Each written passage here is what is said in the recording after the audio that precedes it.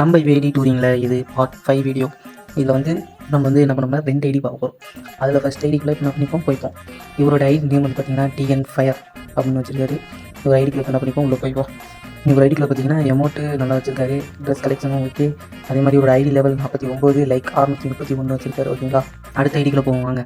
இவர் வந்து ஒரு 2-3 நாளாகவே நம்ம வந்து கமெண்ட் பண்ணியிருக்காரு, என் ஐடி போடுங்க என் ஐடி போடுங்கன்னு.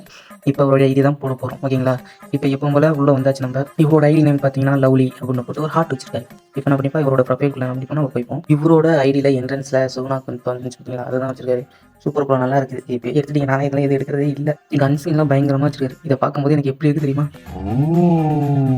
அதே மாதிரி ஐடி லெவல் பார்க்கும்போது 73 லைக்ஸை பாருங்கள், நிறையாவே வச்சிருக்காரு.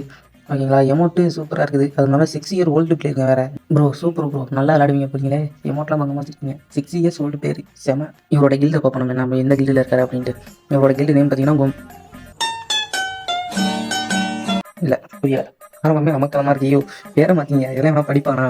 இது எனக்கு மட்டும் தானே அப்படி தெரியுது, என்னன்னு தெரியல. இல்லை எனக்கு மட்டும் தான் தப்பாக தோணுதா, புரியல எனக்கு. எனக்கு மட்டும் ஏன்டா இதெல்லாம் நடக்குது?